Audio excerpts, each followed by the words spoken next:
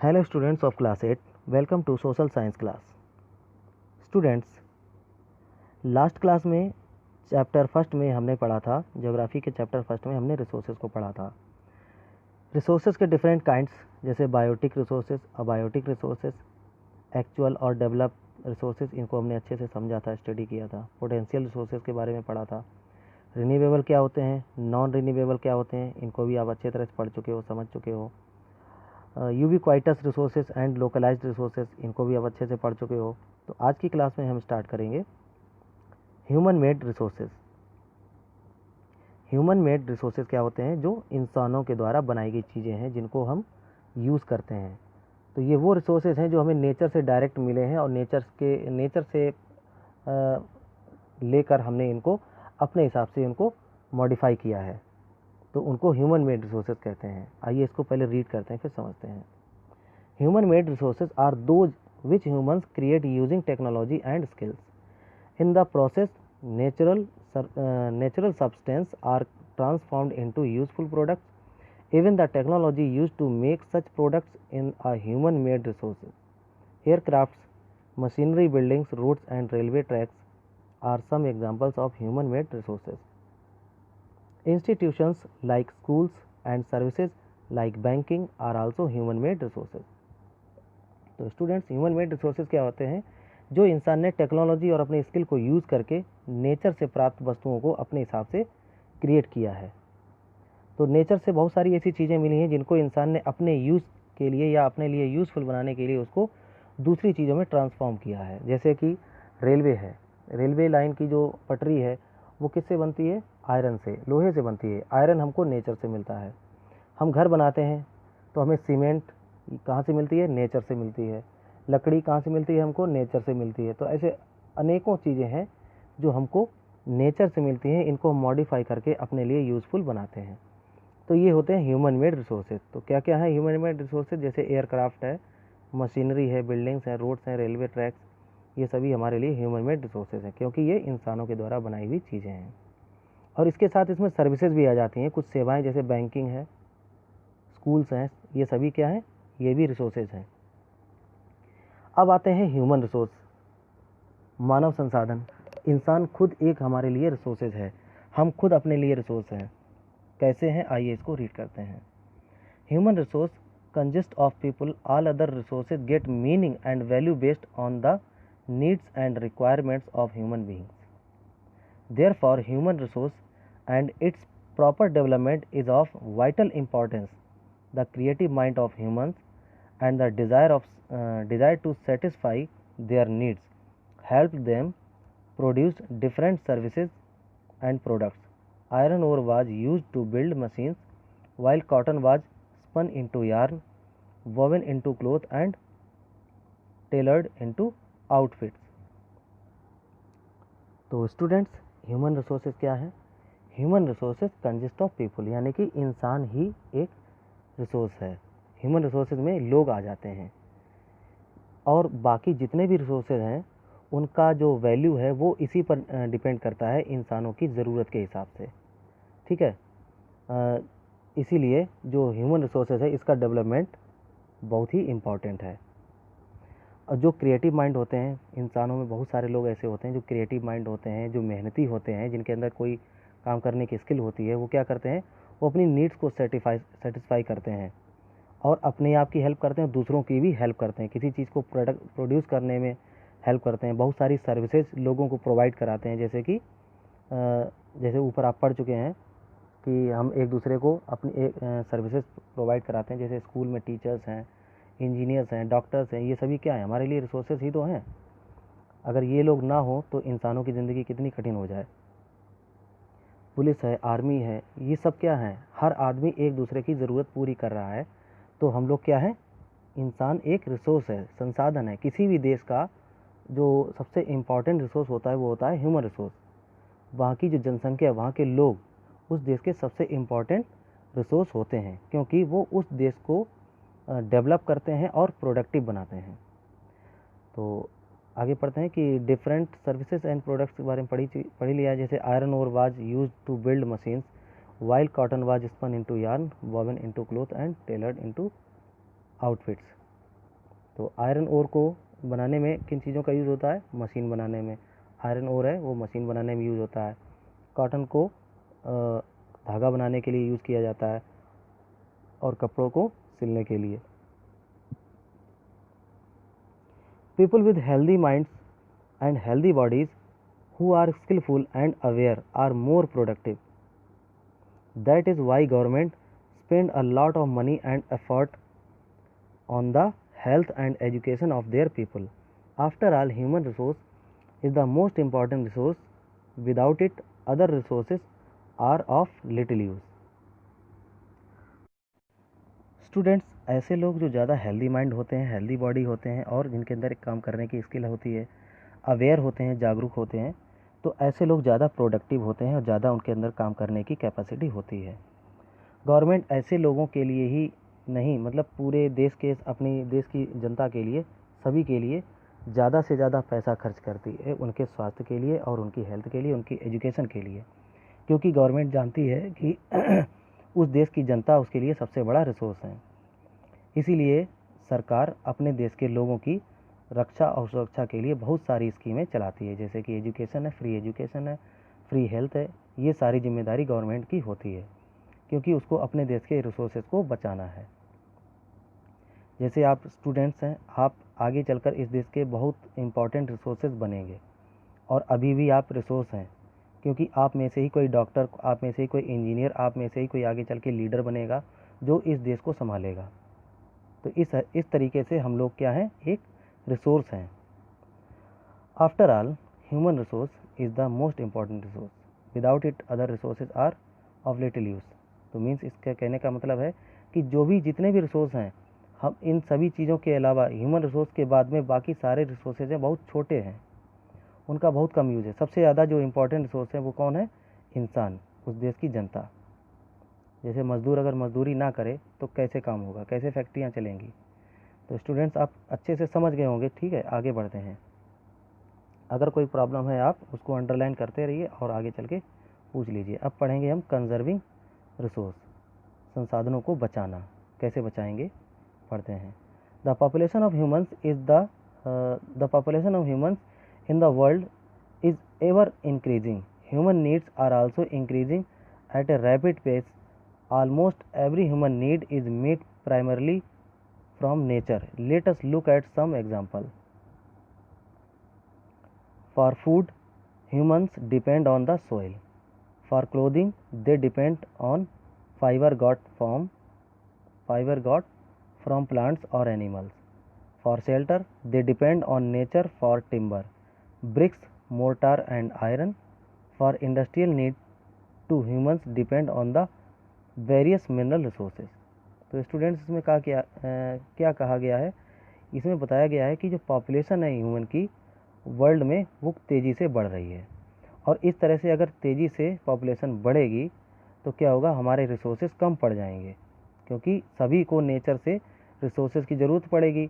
जब इसके यूज़ करने वाले ज़्यादा हो जाएंगे, इसके कंज्यूमर ज़्यादा हो जाएंगे, तो रिसोर्सेज हमारे खतरे में पड़ जाएंगे। तो ऐसे कौन से रिसोर्सेज हैं जो जिन पर इंसान ज़्यादा डिपेंड है? जैसे भोजन के लिए हम लोग किस पर डिपेंड है? सॉइल पर। क्लोथिंग के लिए हम लोग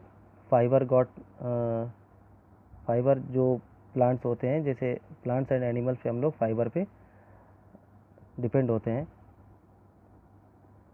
और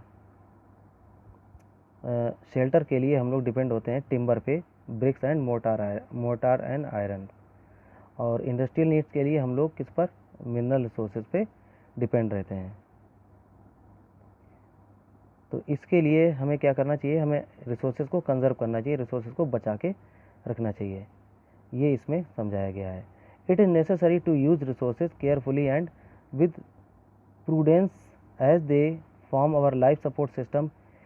Indiscriminate and unscientific use will lead to depletion of resources, and later generation will suffer from an acute shortage of resources.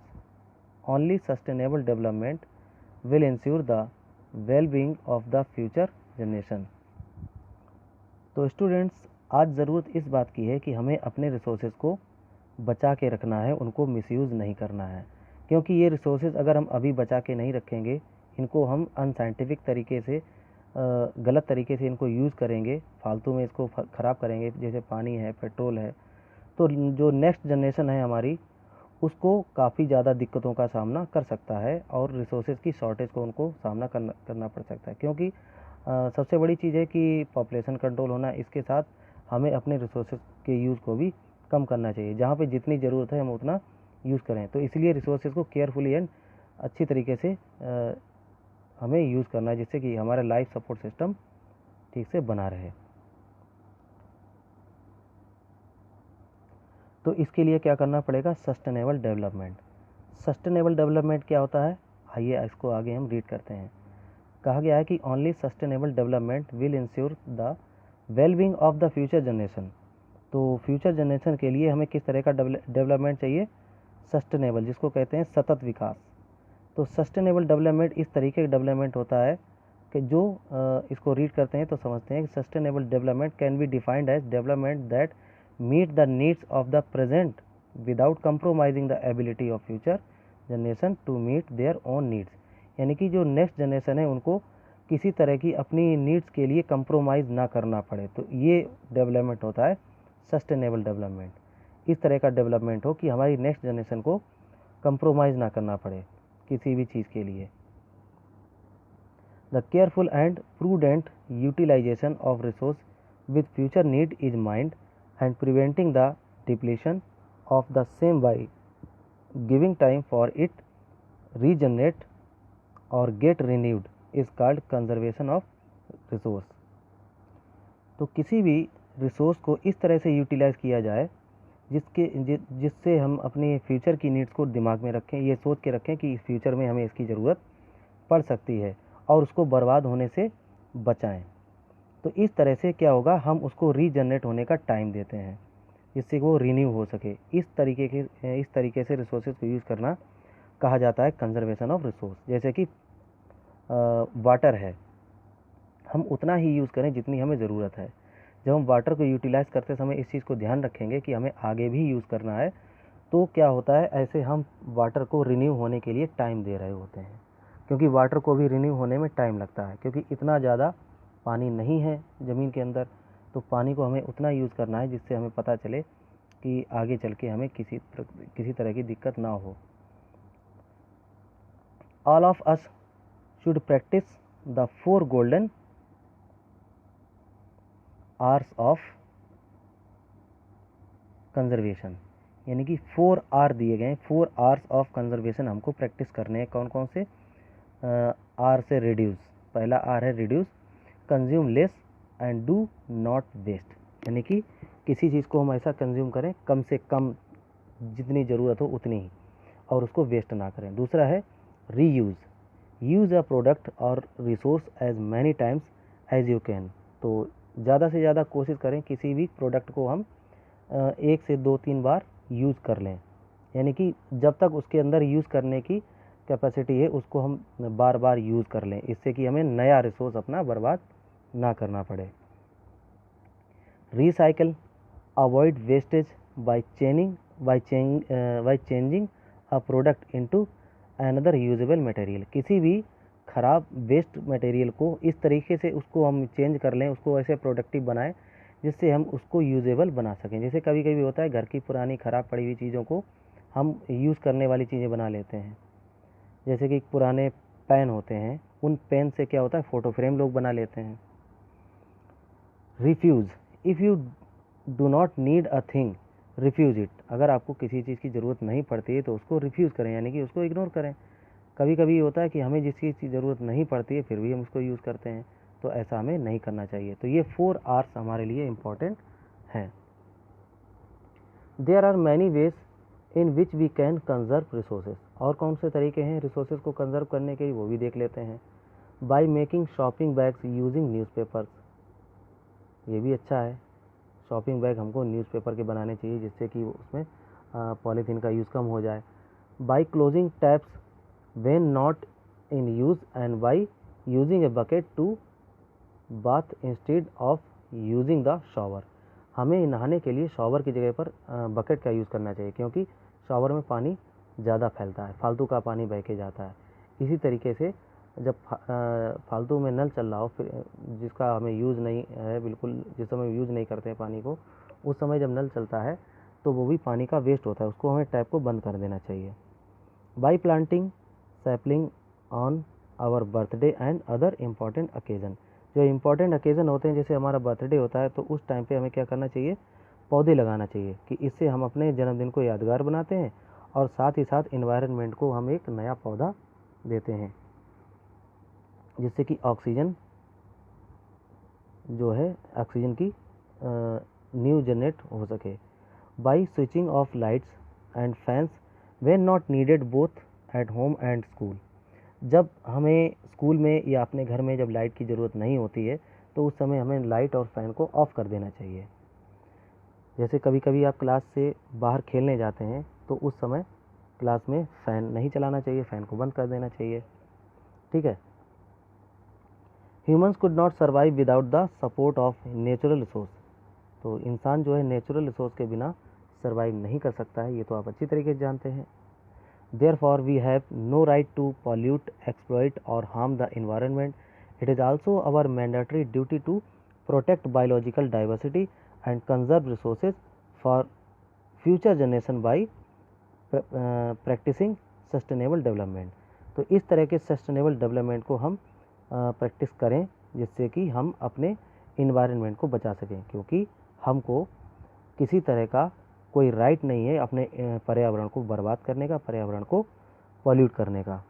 ठीक है। तो ये हमारे लिए बहुत ज़्यादा मैंडेटरी है, ये हमारी ड्यूटी है, हमारा ये कर्तव्य है कि बायोलॉजिकल डाइवर्सिटी को हम बचाएं और फ्यूचर जनरेशन के लिए हम इस तरह के डेवलपमेंट को बढ़ावा दें।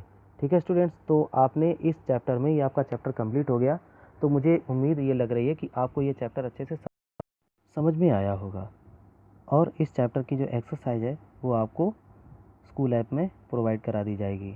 ठीक है स्टूडेंट्स, तो पढ़ते रहिए और मेहनत करते रहिए। Take care, good bye.